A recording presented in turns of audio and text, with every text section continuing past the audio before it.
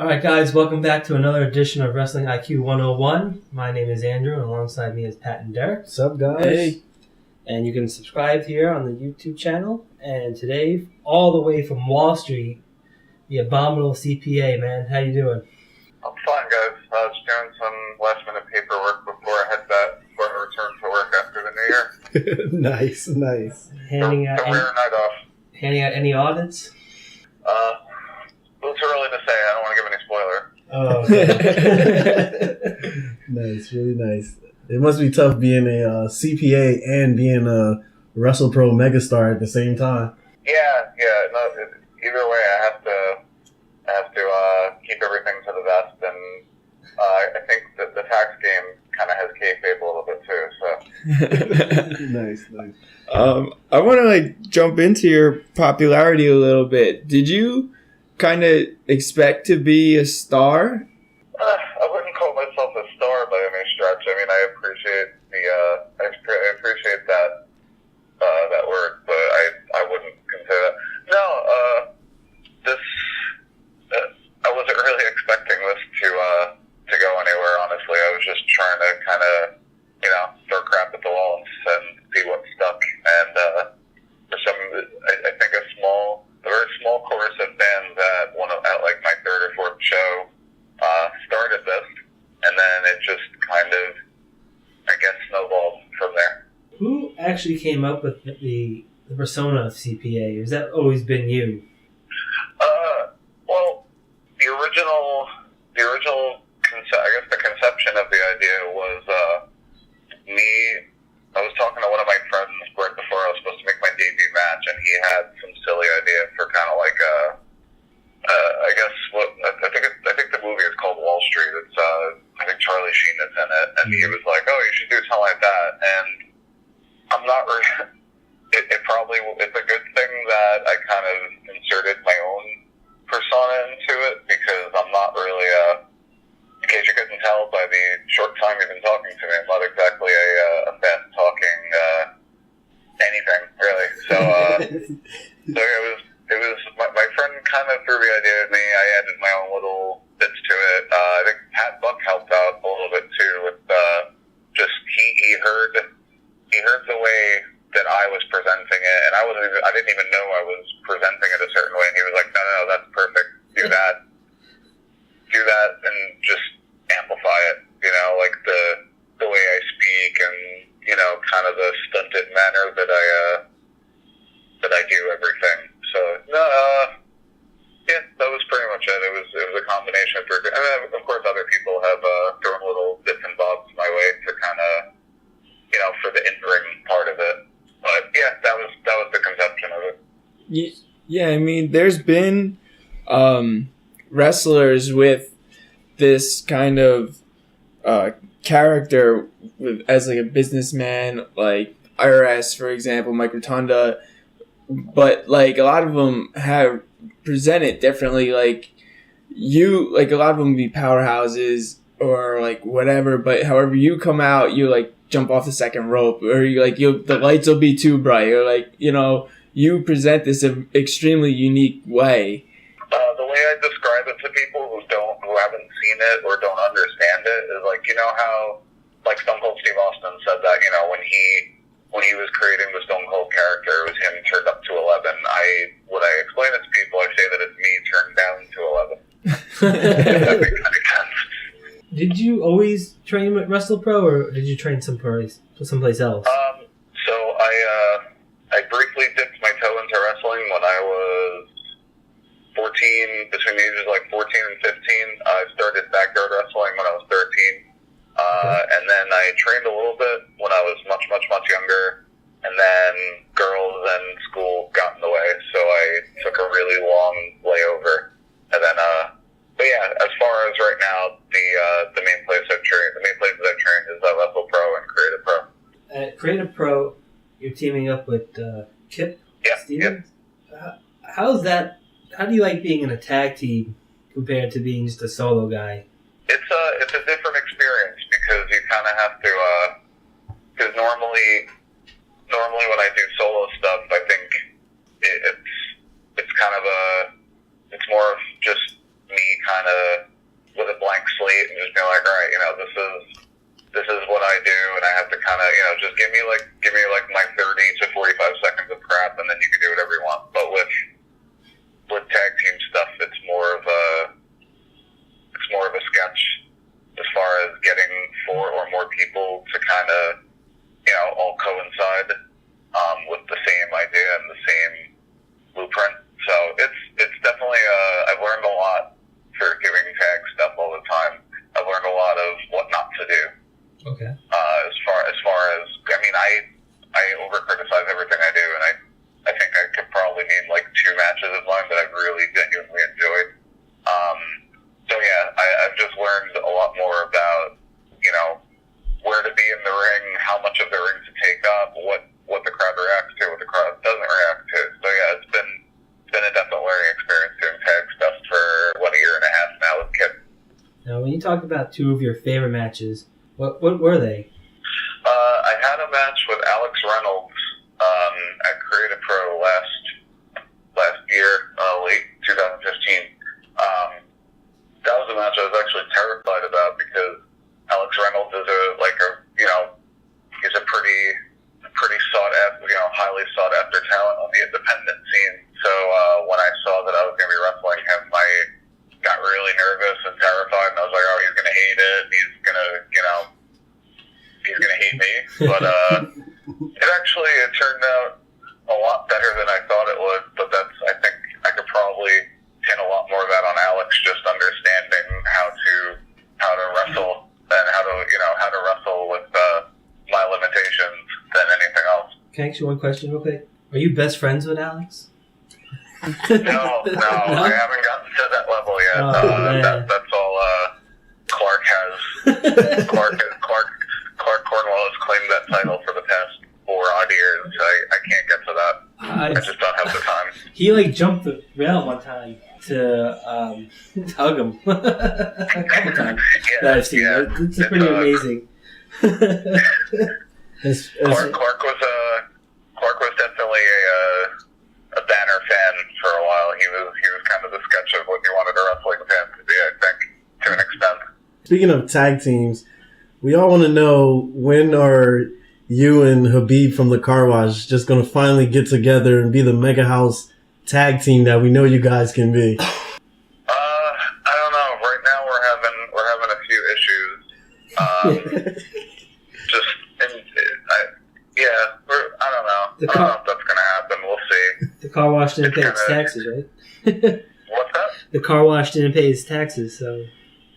Well, Habib is. I think he's a dual citizen of America and Pakistan. So I don't know. There's a lot of red tape there. So I guess we'll have to settle that once the season starts. So you mentioned the one match with Alex Reynolds. What was the second favorite match of yours? I had a match with. I've had matches with Kip that I enjoyed a lot. I think we had. What was it? We had one particular match at Creative Pro that I really enjoyed. It was one of the first matches we had. One of the first tag matches we had together was us against Feinstein and Bronson that I really enjoyed. I mean, now I watch it and I can pick apart a lot more stuff, but at the time I really enjoyed it because it was a lot of tomfoolery and the stuff that I seem to excel at, whereas where everyone else has to do athletic things. Talking about tomfoolery, you recently had a match at Grado, and Hornswoggle was the referee. That was like a classic. Yeah, it was match of the year nominee. Yeah, we lost, but it was. I was blown away at A, it's being nominated, and B, us actually getting more than one vote that wasn't from my mom. So. So let me ask you, besides Grado, you've had a couple of other big profile matches with the Mantar and Gangrel. Why do they throw you in that position with a lot of the older veterans and big names? Do you think that also helps you stand out? Yes, I mean, it's not so much stand out. It just helps me to kind of get a better grasp of what I'm doing. A lot of guys give me, they give me a better idea of what I'm doing and why I should be doing certain things. Actually, the other singles match I really enjoyed. Unfortunately, there's no real footage of it because we had a camera crew and they were kicked out before the show started because the camera guy took it upon himself to start giving out direction to some of the wrestlers. Not sure why. I had a match with Matt Classic in April that I really enjoyed, and that's. I don't want to pull back the curtain too much, but Colt Cabana under a mask. That was another one of those cool deals where wrestled a guy who is really adept in kind of the style I do. Obviously, he's a lot more athletic and a lot better of a wrestler than I will ever be. But stuff like that really helps. I mean, like I teamed up with Larry Zabisco last year, and Larry Zabisco taught me how to do nothing with the time that you have and still get a positive reaction out of it. And a lot of that is because he just genuinely didn't want to do anything. But yeah. So when they bring in like the legends like Booker T, Ric Flair, Mick Foley, do you purposely try to go sit with them and pick their brain, or you just kind of let them leave them alone, kind of let them do their own thing? I'm not really good at talking to people. In case you couldn't tell by my stuttering and stammering over the last 10 minutes or so. If I feel like I could approach a guy and say, hey, what do you think about this? What should I do with this? I had a match with EC3 last year, and he was a guy who I still, when I run into him, kind of pick his brain on certain things. Mick Foley is one of my favorite wrestlers of all time, and I think I've exchanged 3 words with him. But have a nice day. Yeah, something like that, but not a lot more informal than it would be. So with like 2017, it's coming up. What do you have planned for the year, and like what are some of the accomplishments you want to reach this year? I mean, I just want to try to get out there and get my stuff out there as much as possible. I was able to expand beyond the New York, New Jersey area this year a decent amount. I started wrestling regularly for places in Connecticut, Pennsylvania, and I'm just trying to establish cool places outside of New York to get to. Of course, the ultimate goal is to, I guess nowadays get a look from WWE or whatever. That would be great, but I need to work on a few things before I get to that level, because I know I'm not at that level yet, and I want to be. So that's why I've been trying to, just travel around as much as possible, despite the urges of my girlfriend and family. I'm just trying to get as much experience as possible and do with that experience what I can. Because I see there are a lot of guys who have their domain over certain areas, and I don't want to be the guy who is just in one place all the time. I want to spread my tax code to as many places as possible, just whether they like it or not. So you see guys like Anthony Bowens and Chris Payne make it to NXT. Does that fuel you, give you motivation that people are looking at Wrestlepro to be better, or just you just want to do it for yourself? Is that? No, yeah, it definitely fuels me. It fuels me to push myself a little more in the gym. Just do more, try more things. My problem for a while was that I was kind of stuck in the limbo of like, all right, well, what I'm doing works, so, or at least it works, as far as like crowd reaction goes. Okay. So I kind of just stuck with those things, but now I'm trying to expand my repertoire and, just kind of push the envelope a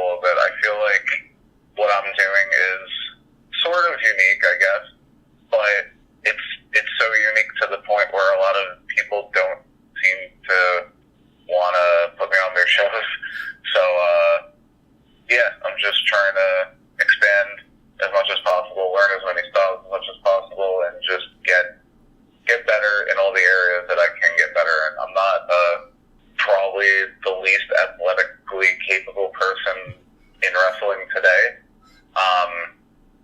But yeah, I just need to, it's stuff like that when I see, guys that I'm friends with and my peers getting looks from WWE and this place and that place.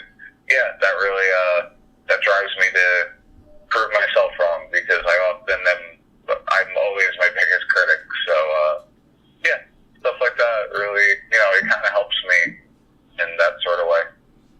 Do you think do you think the guys let's say WWE or TNA, that they look more at a guy that's a really good technical wrestler or gifted athletically, as opposed to, someone who's kind of in a gimmick type of role or anything like that?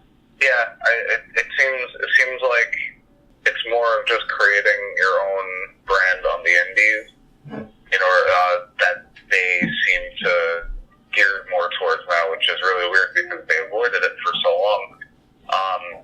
Yeah, I think eventually, if certain things, like the Jack Gallagher guy that they have on 205, he's, out of all the guys on that show, he's probably identified with the crowd the most, in my opinion, because he's more of a cerebral type of character, I guess, if he is a character, if you would consider him a character. So I think eventually stuff like that will be more accepted. I've wrestled in front of, certain WWE agents and stuff like that, and the feedback I've gotten is basically, it's okay to have a gimmick, but you just need to find a way for it to fit everywhere instead of just in a certain sphere of existence and acknowledgement, and yeah, stuff like that. I feel like it's eventually going to be more recognized as certain guys start to pop up from the independent scene. Yeah, definitely. I think, at least, at WrestlePro, we always talk about WrestlePro and we're like, what CPA is doing, that's always one of the biggest things. Or what Habib is doing, that's always one of the biggest things. That's that goes a long way, and that shows, basically how popular you guys are, that you guys are always two of the main attractions when it comes to WrestlePro matches all the time. To follow that up, I have two friends, and that's all they care about is if you're on the card or Habib's on the card. So this is a dream match for them when you fight each other or when you guys team up. Because they don't care about anything wrestling related. I was like, Ric Flair is going to be there, and they did not give a crap. They're like, CPA is going to be there, and I was like, yeah, he'll be there. And they're like, here's my $20.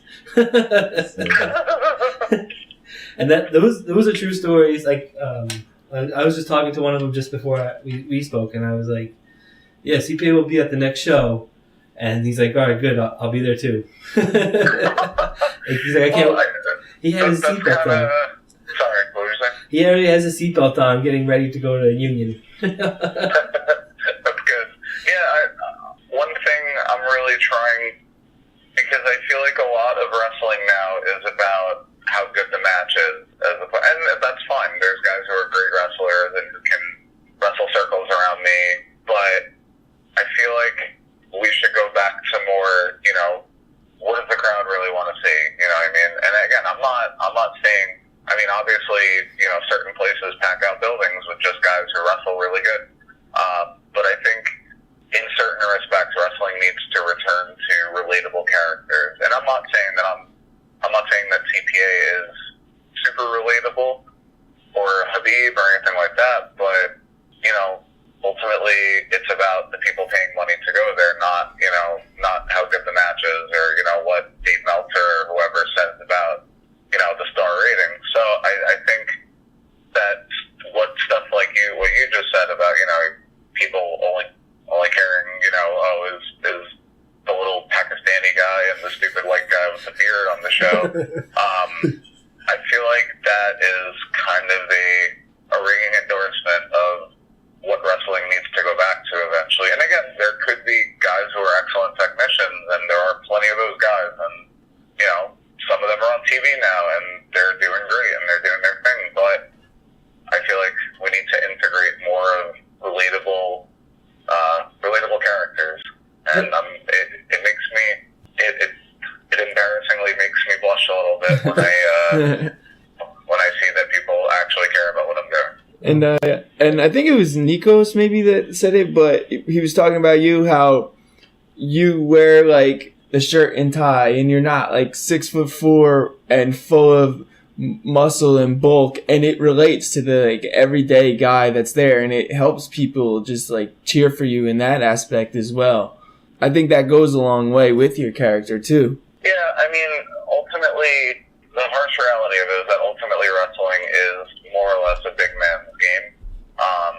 Just because those are the, I guess, historically, with a few exceptions, those are usually the guys who have been the biggest draws, like Hulk Hogan and The Rock, and I guess sort of to a lesser extent, but Stone Cold Steve Austin, guys like that. But yeah, there does have to be some sort of, again, as I said before, kind of cerebral involvement in it, where people can say, all right, you know, I know this guy isn't on the show, but I do kind of relate to what he's going through more than the big jacked up dude, because that's not me, you know? Yeah, I would also beg to differ, because you see a guy like CM Punk and Daniel Bryan. Right, those were the exceptions and that I was referring to. Yeah, and like Kevin Owens to some extent, because he got, and Jericho too, because those are the guys that they're like the workhorses, and you could tell that there's something special about those guys. Now, my thing is, you've done a couple of like pretty good vignettes, and the one that kind of sticks out to me is the most recent one I saw of yours is you're listening to the radio, and there's a song that comes on like a prayer. Was that your idea? Yeah, so I had heard rumblings that there was actually some sort of weird, inexplicable movement going on through a particular group of Wrestlepro fans who were like on the verge of offering to crowdfund Grado's flight in for us to have a match. So I kind of wanted to build interest a little bit and maybe give people a reason, you know, give people who weren't in that group of fans a reason to say, all right, what is this all about, you know? Because ultimately that's, you know, you have to treat everything like people have never seen it before. You know, that's kind of the way I view it anyway. So, yeah, my ultimate goal with that was to create, even if it was blind interest, it was still creating some interest in what we were, or at least what I was attempting to do with that, with the Grado match. And it hadn't even been announced yet, so I figured what better way than to create a very odd video that I'm sure most people watched it and said, okay, what the fuck is going on? And immediately tuned out. But to those select group of, like, you know, hardcore wrestling fans who want to know what's going on, they would have looked into it and they would have said, oh, okay, that's something that might happen in the future. And I'll, you know, hopefully they stayed tuned and eventually figured it out. Yeah. So when you got in the ring with him and he's pulling stuff out of the fanny pack, like the beer, was that all him, or was that something that maybe you kind of helped come up with, or? That was just stuff he had in there. I don't know. I mean, he kind of has a bottomless fanny pack apparently, because he had stuff like he had beer and like chips. Yeah, and the chips were all over the ring. I was like, how is it possible to fit all that stuff in there? It was kind of like Mick Foley the other week. He also has a bottomless fanny pack. Yeah, but Mick Foley's been filling that bottomless fanny pack for 25 odd years now, so that's probably even more like there's just pieces of stuff in there. He probably has some sort of Game Genie code in there that I was looking for when I was a kid. Who knows? He had everything but the key to get Jericho out. I mean, the one thing he didn't have, right? Yeah, exactly. So you know what's going on in WWE for the most part, in TNA? I unfortunately, because I spend most of my time either at wrestling training or traveling to wrestling training or doing tech stuff or working out, I don't. If the network, if Raw was on the network, I would probably watch it every week. But because it isn't, and I don't have a television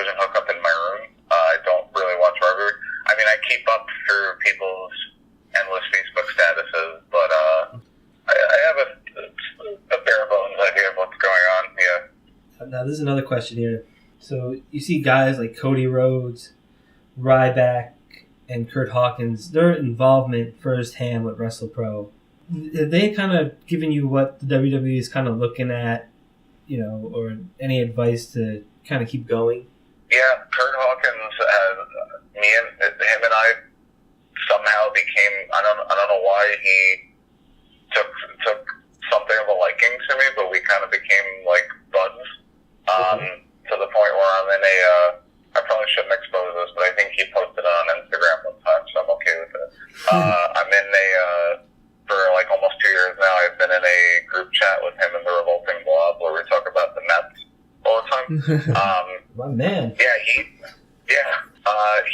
given me like unbelievable, and you also have to think about it with him, like, yeah, he came up with like NWC and Mikey Whipper and all that, but really he's a I think a majority of his wrestling, knowledge and the way he moves in the ring and everything is WWE, because he was in that system he's there now, and that's awesome for him, but he was there for like 10 years, almost 10 years, I think 9 years or something like that. Yeah. So he gave me so many weird little pointers and stuff that I would have never, ever considered. And it's not that like Pat never showed me it, it's just stuff that maybe I missed or I didn't think about and I just didn't do. And then he was like, no, you should probably do this because this works better. I was like, oh shit, okay. So I've spoken to Ryback for a little. I didn't really get to talk to Cody too much because the one at the September show, I was kind of wandering around nervously the whole day because I was in a match that people actually cared about. So I was just kind of thinking of the million ways it could go wrong. So I didn't get to talk to him too much, although I did, introduce myself, obviously, and he was super, super nice. But yeah, Kurt Hawkins has given me a wealth of knowledge, and I hope I do him proud someday. Now, on the other hand, have you learned just as much from Dan Moff and Kevin Matthews and Pat Buck from their travels in the wrestling indie scene? Oh, of course. Between Pat, Dan Moff, Mario Baccara, Kevin Matthews, they've all helped me out tremendously with just, again, because I'm not naturally athletic and because I'm kind of unsure of myself with everything that I do, they've pushed me to, do things that I'm not necessarily comfortable with doing. So yeah, those guys have all helped me out tremendously. You would be, and again, I don't want to pull the curtain back too much, but you would be blown away at the little things that I'll do in every match that like Dan Moff might have came up with or fine-tuned for me. It blows me away to this day because I'll be like, oh, I'm going to do this thing, and I'll be like, I can't believe Moff came up with that. Like, of all people, like Mr. throws people through walls and, has been doing all this crazy shit for almost 20 years. He came up with this stupid thing that I do. But yeah, I've gotten a tremendous amount of help from those guys. Now, this past November, he was inducted into the Jersey All-Pro Hall of Fame, and you were there. Does that kind of help? Like, does that highest honor? Do you think that's something that you can achieve eventually? Maybe a Wrestlepro Hall of Fame or something. If one ever happens, then that would be cool. I don't know.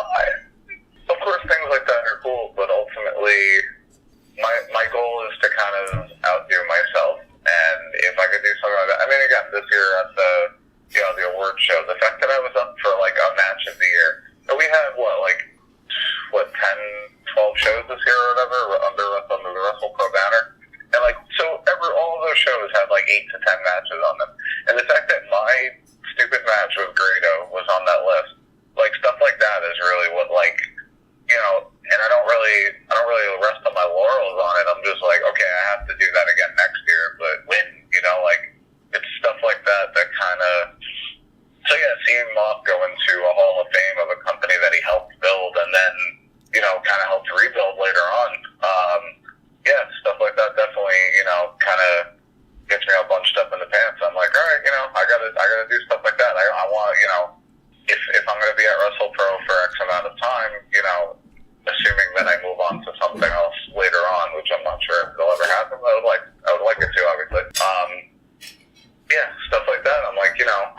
I would like to be a cornerstone of this one day.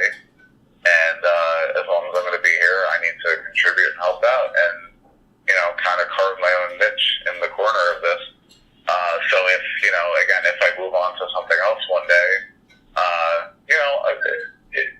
you have to be kind of a guy that people could be like, when they think of, like when you think of ECW, you think of like, Shane Douglas, Taz, Terry Funk, this guy, that, Sandman, Sabu, so I think the goal is, while you do want to move onward and upward constantly, to be a guy who is, named association with a particular organization, that's definitely a thing that I keep in mind. I don't know if I always follow through with that, keeping it in mind, because honestly, in my opinion, I've been the creator of a few stinkers in my day, but through that, you kind of learn, you get better, and you hopefully get to that stature where, if they create a Hall of Fame or some sort of weird, stature, you're in that group. So, yeah, definitely, stuff like that. Again, as I said before, I don't know where I came up with it, but kind of like it gets me bunched up in the pen.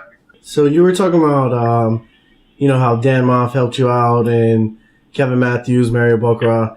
Can you kind of tell us, like, when you first, like, decided to get into wrestling, like, who was that guy that you, like, watched and, like, that made you want to get into wrestling? So I've had kind of periods where certain guys have been, kind of my driving force. So, when I first got into wrestling, I'm a little older than most of the guys that I trained with. So when I first got into it, it was Hulk Hogan. Then it kind of transferred into smaller, more like wrestling type guys, like Mr. Perfect and Bret Hart and Shawn Michaels. Then it was Stone Cold Steve Austin. But I think ultimately the guy that made it kind of click, where I was like, all right, I want to do this. I think I can do this, was probably Mick Foley. And you pepper in a little Chris Benoit and Eddie Guerrero and these guys and that guys. But yeah, I think the ultimate guy who kind of spoke to me, I think I read his book and I was like, all right, I definitely want to do something with this, was Mick Foley. So I want to go back to the Gangrel and your, like, higher profile matches. So how did you guys go from fighting each other, feuding, to teaming up with you and Gangrel? So that was a situation where Damian Gibbs and Beefcake Charlie were not on the show that night, and so they decided to kind of bum rush our match and turn it into a tag match. But I think, again, I don't like pulling back the curtain too much, but I guess in this case it's appropriate because it's not funny, but it's sort of. So I think 2 months before that, I suffered a concussion by falling out of the ring about 15 minutes before a Wrestlepro show. At the time it was a 4-letter word nowadays, the PWF. Yeah, right. I fell out of the ring, went to the hospital, the whole nine. So I think the idea was to so I didn't hurt myself too much, because I think my trainers know that I'm kind of an idiot, and I just kind of do sort of unnecessary things sometimes.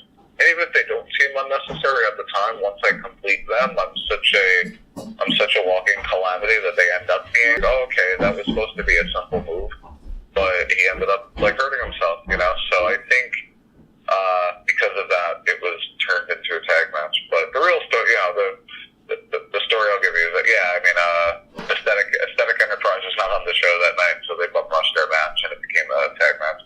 The show must go on, right? Yeah, I guess so. So you also teamed with the late Balls Mahoney. Have you have any good stories or memories about him? It's funny with Balls. I was on a podcast last night with you guys know the Revolting Blob, right? Or you've heard of him at least? Yeah, of course. Yep. Him and his friend had like kind of a pop culture podcast, and I was on there. I don't know why. I know nothing about pop culture, but and we were talking about the celebrity deaths in 2016, and I said that the only two that personally affected me were David Bowie and Balls was like he might not have looked it, but he was a walking highlight reel when it came to just stuff that he said and did. I think the first full conversation I had with Balls Mahoney, if I'm not mistaken, I kind of wish I could. I wish I could have recorded this or something. So I don't know, we were talking about something. He walked in, he said hi to everyone, and he was like, he had a Game of Thrones shirt on, and I was like, oh, I've never watched that show. So for the next hour, and I mean hour, probably longer, Balls Mahoney gave me his mental recollection of every single Game of Thrones book. And again, this was like an hour-long conversation. I don't remember a lot of it because I was just in awe of the fact that this guy who everyone's like, oh, he's out of his mind, he doesn't know what he's doing. I was like, he's legit. He's given me everything I need to know about Game of Thrones right now. But yeah, he was a really, like, it didn't seem like it, but he was a really fun dude to be around because he would just tell random stories about his time at FMW at the drop of a hat, like stuff I probably would have never thought to ask him or thought that he would have remembered. I'm trying to think. I think my favorite time with him though, we had a show in Union, New Jersey last October, and it was the first time him and I were teaming up like as a regular team.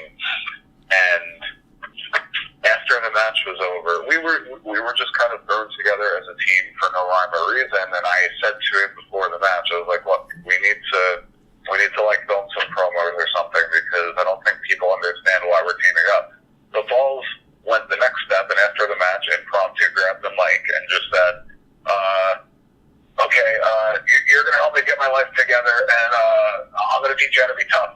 And that was like, I was blown away because like the crowd totally got it instantly, and it was like, oh, okay, we're a team now, you know. And he did all the work that the promoter at the time didn't feel like doing in like 30 seconds, you know. So that was like that's a thing that kind of, you know, I won't forget about him. Among the other things, I don't think I'll ever forget the conversation I had with him, but that was probably my favorite moment with him. To just go into like a couple of the other ECW guys that you were in the ring with would be Tommy Dreamer and New Jack. How would you also like explain your experiences with them a little bit? Tommy Dreamer was really, really cool, really helpful for me. I had a pretty lengthy conversation with him after the match about, you know, just stuff I could do to advance myself, and he kind of, I don't know if he intended to do it, maybe I read it the wrong way, but he kind of compared how I was to how he was when he first came into ECW, where he was like viewed as more of a pretty boy than anything else, and then he had to establish his own identity, and he was like, you know, you need to. I think he used his that match he had with Sandman, where Sandman like came the shit out of him and all that. He used that as kind of an example. Like, you need to have that moment when people realize, like, you know, yeah, you're this, but you can be more. You know, there's more layers to your identity than what you know the blind eye would see. The question I think that everyone wants to ask, and we've all been thinking about, we want to know: is CPA really a CPA? I do work at I am a member of the accounting team at my company, so I guess technically you could say I sort of am.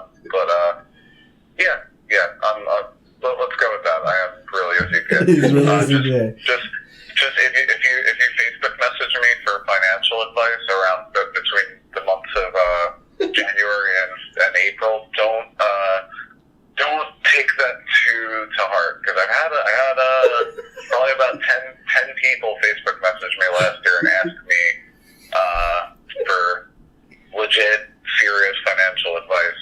That I was like, all right, well, let me Google I it. can stop. yeah, like just go on Google. You'll find out everything you need to know. So yeah, Nice. that's my. That's cool. Do you ever think like that we would ever see like a change in your character, maybe like let's say like a more aggressive CPA or anything, or even changing heel? Do you think that's a possibility at all in the future?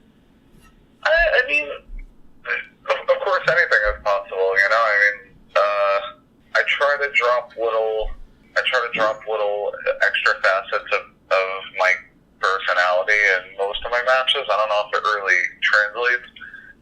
do try.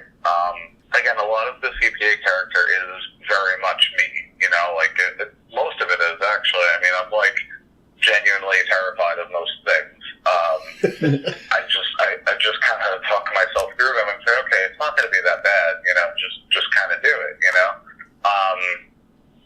So yeah, a lot of it is me, and I think I don't know. I guess we'll see. We'll see what happens. We'll see what the situation presents to me, and then we'll kind of take it from there.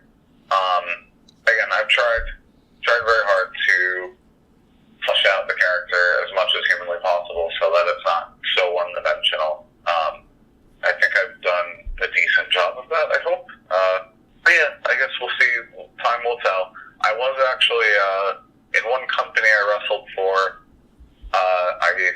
Kip and I we did something really bad at the end of the show, and then it was the company's last show.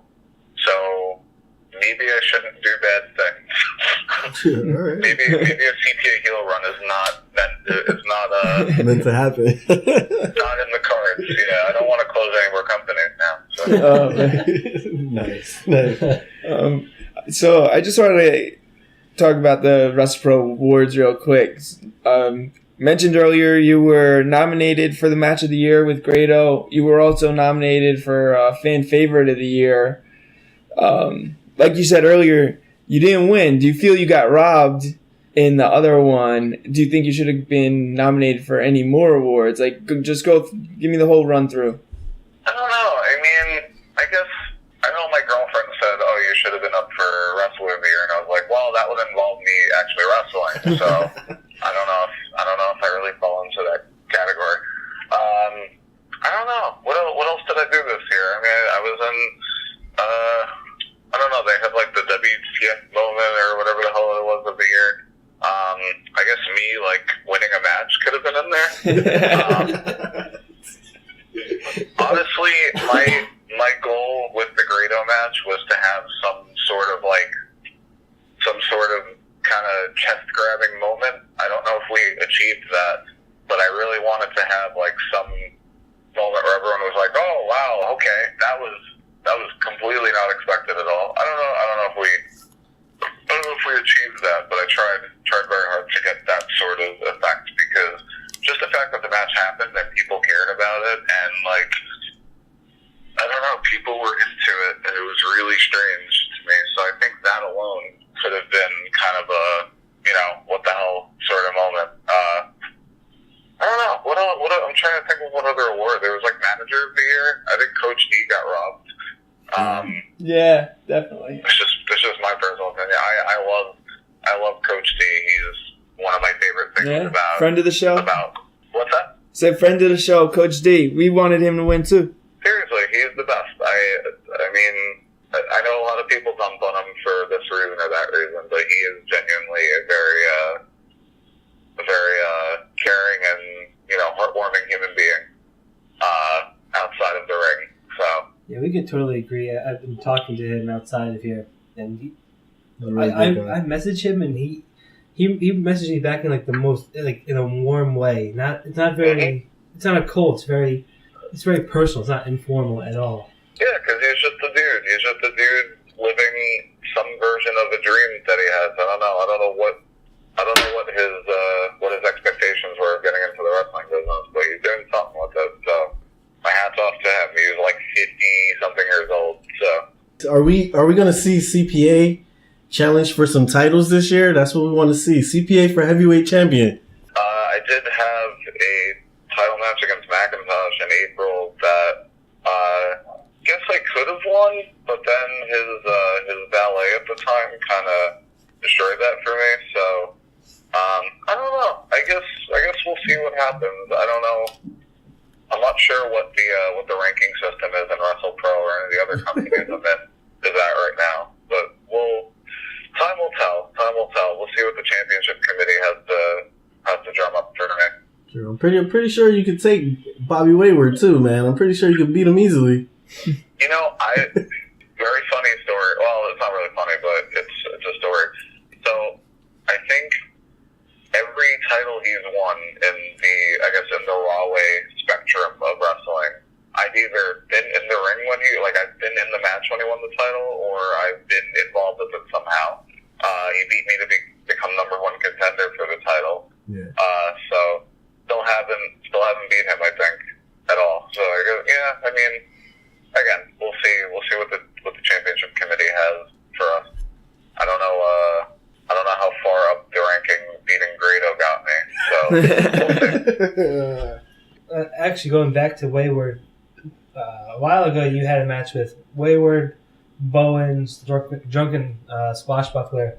I think I'd be drunk, and Colt Cabana.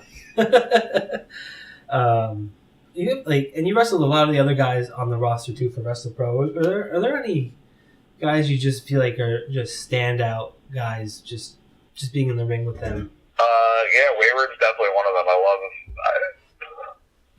him and I hate him. I mean, I love working with him because it's the easiest thing on earth, and I hate him because not hate him, like I don't have like personal animosity towards him, but just how well he's done is like, it kind of drives me to be better, you know what I mean? He's the guy, like a lot of, I know a lot of people say, this one is the best out. Like, to me, he's probably one of the top, like, 3 guys in the company for me, just because he's just everything he does gets a reaction. Everything he does looks good. I mean, he's legit. He's the real deal. I haven't had any matches with Dan Moff yet in Wrestlepro. Hoping that'll happen eventually, just because I need to see. I don't know. That's kind of a test for me personally on a professional and personal level, just to see what I could do with a guy like that. Habib was. I almost fell out of the ring, but that was still a very fun experience. I wasn't really sure. I wasn't really sure how the crowd was going to react to it, but I think we got the desired reaction out of it. Right. I'm trying to think. I mean, everyone's pretty fun to work with overall. But yeah, there's certain guys that just stand out more than others. As far as I would work with him 7 days a week. You're probably one of the first people that ever requested to have a match with Dan Moff. You probably should wear a couple shirts that day if you plan on taking on Dan Moff. Some extra underwear. No, I don't know if my body's ready for it, but mentally, I think I've psyched myself out enough to do it. I was involved in a tag match with him at Grado Pro, and I got very little chance to be in the ring with him just because of situational things. But that made me want it even more. Yeah. Definitely. I don't know if he'll take you on though, because Delroy was on the show and Delroy said Dan Moff is running from him, so he might run for you too. Is he ducking CPA? Look, the verdict is out on who's ducking who in that situation. I guess we'll find out when the committee comes together and figures out what they want to do with it. That should be a good slogan there. Yeah, I don't know. There's a whole, every time they're in a room together, we have to physically separate them, because Moff says Delroy's ducking him, Delroy says Moff is ducking him. I don't know. I don't think anyone's ducking anyone. I think by this point it's just lip service, and we should just get them in a ring together and see what happens. Yeah, right? I'd love to see that matchup too. That'd be good. The last question I have for you is that theme song is brilliant that you have. Is that, like, who came up with that? Did you find that on like YouTube or something? So I've had I don't know, it's kind of old now, but there was a site, a wrestling site called thewrestlingfan.com. I don't know how wide reaching it was, but the guy who ran that show had a very brief podcast, and the intro song was that song. So I think I've had it as a ringtone on my phone for like probably 7 years now.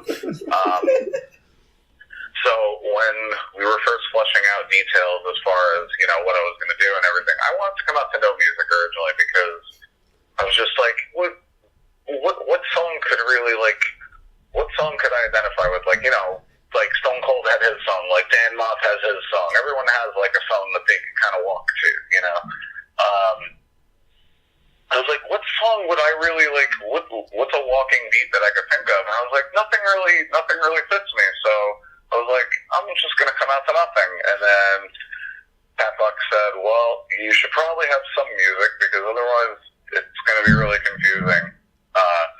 So it came down to Easy by Faith No More or that song. And I sent it over to Pat, and Pat said, all right, let's do it. And I know all the guys went bananas over it for whatever reason. Yeah, it was just kind of something I had in mind, and I never pictured it would get to this level where people actually enjoy it. I love that song. Yeah, it's a great song. It fits you perfectly. Again, it's not really a good walking song. Like Stone Cold and Gangrel have like the best walking songs in wrestling history, in my opinion. But I guess it works. People like it. To me, it's the best song because it's supposed to be awkward almost, right? So yeah, it fits perfectly. I think that's great. I always have older people at shows come up to me and say, "Oh, you come out to the dating game song." I'm like, yeah, it's something like that. Yeah. Yeah, it sounds like a game show intro. Yeah. No, I enjoy it though. It actually it's weird because when I watch other guys go out to the ring, I see them kind of like pacing back and forth to the intros to their songs, and I always laugh to myself because I'm like, I don't do that. I just kind of stand there and convulse until the time comes. Like I don't know how to get pumped up for a match. I just kind of tell myself just go do a wrestle, you know.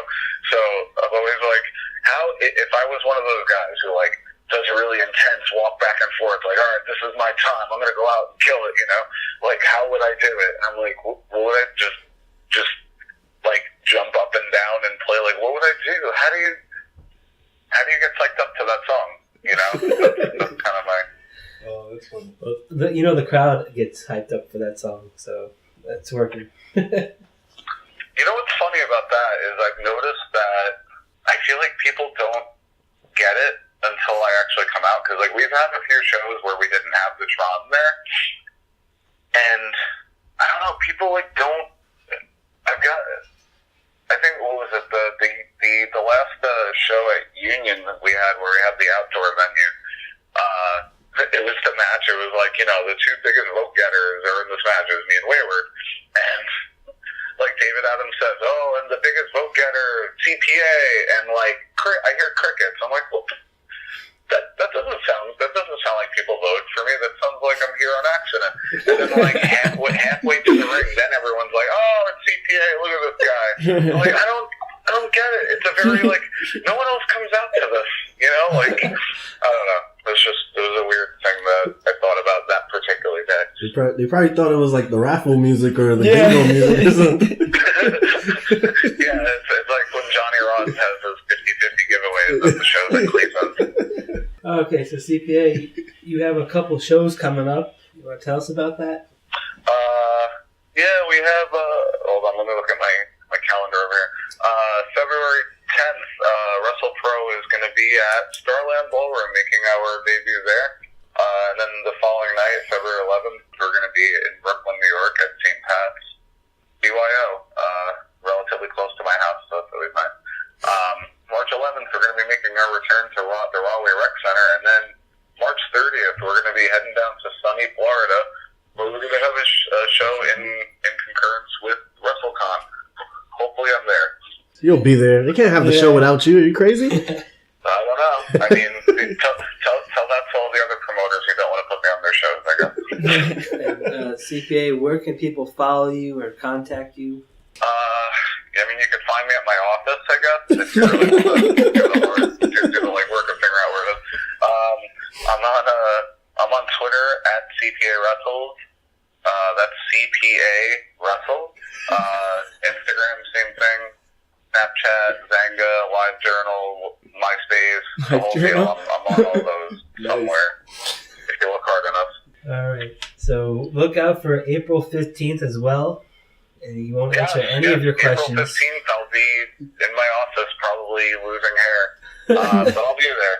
So send me some love on Twitter or something that day. Send me a cookie. Who knows? Yeah. I'm sending you my W-2s. Are you crazy? Well, hopefully you did that already. Well, CPA, it's been fun, and everyone should listen to that because that's an audit. And before we go, make sure you like this video, subscribe to the channel, leave a comment. Wrestling IQ 101. We're out.